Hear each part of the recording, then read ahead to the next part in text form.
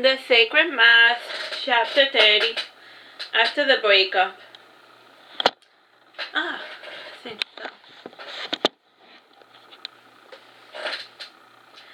Helmer and Sunshine both showed themselves out in order to get away from the awkward situation. Everything will get resolved in the morning.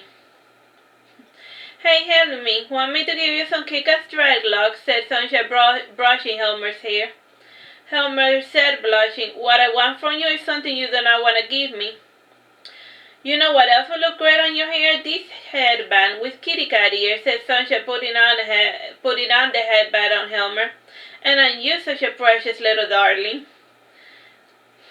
Back in the other room, Caron and Gregory was slowly becoming hysteric. This isn't about me, Caron, it's about Allan.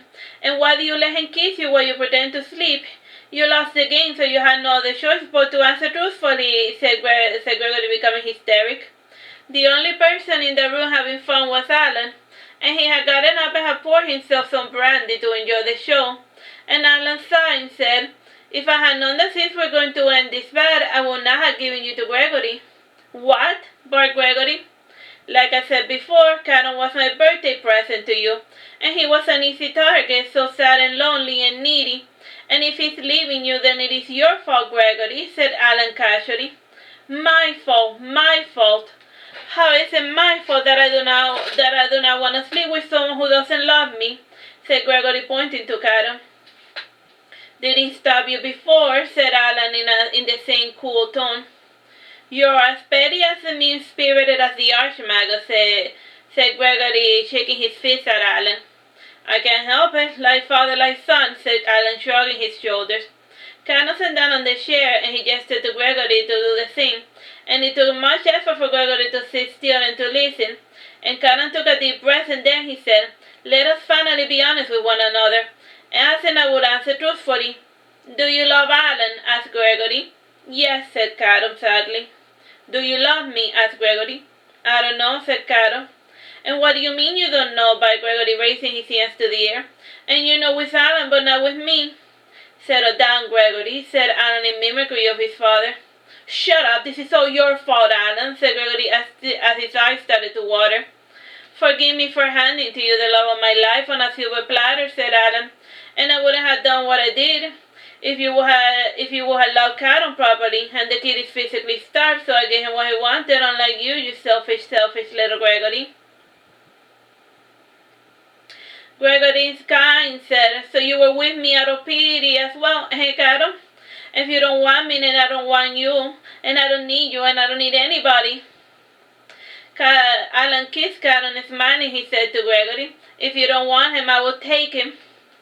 I don't want him. You can have that piece of shit if it pleases you, said Gregory, turning his back to Caron. Man, a piece of shit, and after everything I've done for you, Gregory, barked Caron. Allan, show this selfish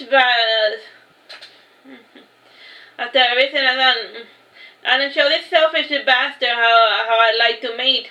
And Allan smiled, and he then proceeded to pounce on Caron, but this moment was only short-lived. They eventually started to weaken. The results started to weaken when they saw Gregory crying most pitifully. Allan laughing nervously said, if you want to join, there's no need to be shy. There's plenty of Allan to go about. And this responded son Gregory, and it had never occurred to him that he could have them both. And he opened his mouth to speak, but no intelligent sound came out. And Caron smiled shyly, and then he saw that the hard scale that Gregory had on his chest had split in half, and both to form the shape of a small heart. And Gregory drew closer to them, and then he locked himself in the mated embrace of his old lover and his new one. The following morning came. The tree continued in this fashion until morning without rest, and Gregory had by now shed most of his golden scale but had not overheated, and his body had transmuted throughout the night. to show that he was slowly growing into his true adult form, and his body had become slender, taller even, with a sleek, almost feminine shape, and the hair on his head had grown a few inches longer as well, and it was no longer brown, but golden as the morning sun, as the tail. And Gregory's short tail had grown long and sleek, with a small wisp of hair at the end.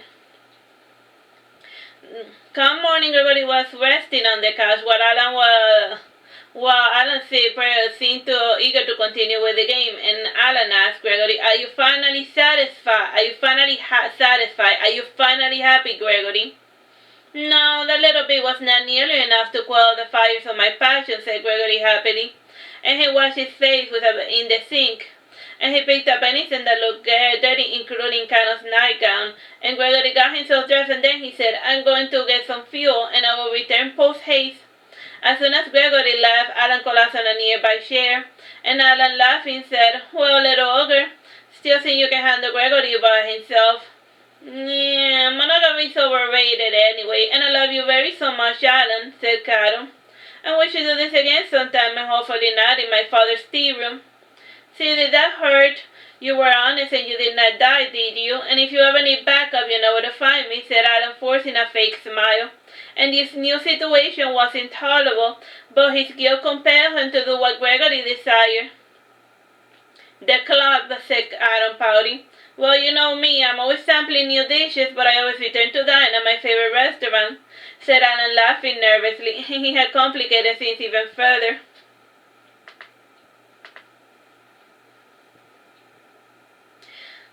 In the kitchen, Gregory started to look for snacks for Caron and Allan, and he looked at the time, and then he stopped this action in order to make breakfast for Julian and all of the other people in the house. And Julian awoke early along with Hope, and he came to sit in the kitchen to wait for his food. And yawning, he said, "Dad, you look different."